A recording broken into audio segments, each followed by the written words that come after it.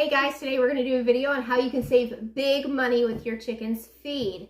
So I'm sure everybody knows that the cost of this food has gone sky high. Like your gas, which is like $5 a gallon. We also have feed costs that are like ginormous. So today what I'm going to do is something simple. There's a ton of information out there for you about it, and it's about fermenting your feed. So let's get to it. So we have, this is a 1-quart jar. You can actually buy a 4-pack of these at Dollar General for $5. So that is really super good. I wouldn't pressure can with them, but I would definitely use them for fermenting feed, or if you have a sourdough starter, things like that. These are great.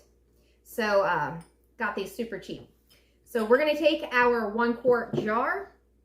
We also have a little canning funnel here for a no mess, because I am really good at making messes, just saying. And we're just gonna pour our feed into here. Now you can do this with any kind of feed that you have. We make our own feed here, and we'll do a video on that later. But with this, I'm gonna go ahead and put about 3/4 of a jar. Need a little bit more. Making a mess, having fun. Who cares? All right. I had 6 kids. Literally, I don't care if I make a mess. So I have about 3/4 of this jar with our feed in it. Then I'm just gonna go ahead and I'm gonna take me some water.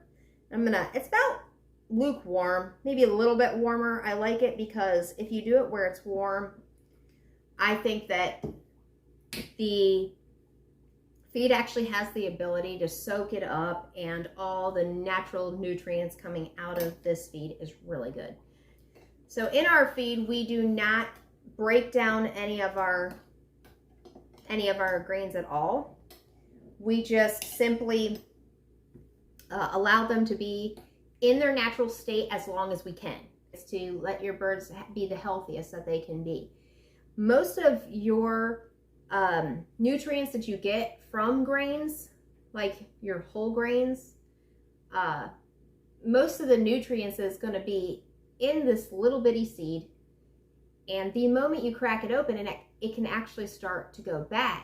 But with the bran and the endosperm still intact in this seed, it is its healthiest that it's ever going to be. You can save these forever. I heard from somebody they actually pulled some of these out from King Tut's tomb already, and they're actually starting to plant them now. So that's pretty insane. So anyway, so all I did was I did about 3/4 of the way up with the feed, and then I added about 1/4 of it. It came and swelled up, but it's already sucked up the water. So then I'm going to put just a little bit more in here, and what I'll do is I'll check this every few hours or so, and if I need more water, I'll add it. If not, good. And then tomorrow what I'll do is I will do the same thing. Like I said, I only do a 2-day fermentation, so it's going to sit today, and then it's going to sit tomorrow, and when I wake up the following day, I'm going to go ahead and I'm going to feed them this feed. So I just mix it around throughout the day, and that's it. There's not much to it. Now, a lot of people might think that this is rather annoying to them, or it just takes too much of their time. I'm gonna be honest, it only takes about 2 minutes, and it's worth it when you think about the cost savings. It'll be all the way up to the top and even wanting to come out most of the time, and that actually is quite a savings. I have 10 birds, and this is all they need. This is all that they need, and they will gobble it down, and I won't be losing any money. I found with my dry feed, they were actually eating it like crazy, but then when they got down to the more sandier stuff or grittier stuff, they would actually just kind of just leave it in the bowl. With this, there's nothing like that. They eat it all up. They love it. They, if you give them it with a little bit of moisture actually in it, which they don't care for as much, if you do that, I have what I call barking chickens. I've got Bielefelder chickens and Favs. And Bielefelder chickens, they like to bark. And if they get it on their nose, they will tip, tip. And they are very cute. But anyway, I have this. Now I'm gonna go ahead and I'm gonna take this lid. I'm just gonna set it on there. I'm not gonna screw it on tight. I'm gonna actually set it on there, leave it loose, because that's gonna allow it to ferment. It's gonna let it bring gases out that it needs to expel anyway. And that's all there is to it, guys. If you have any questions at all, I would be happy to answer them.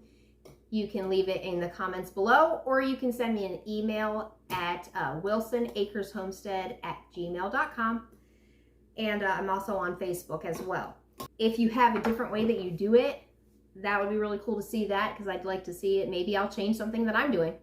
But yeah, thanks for watching, guys. Have a good day.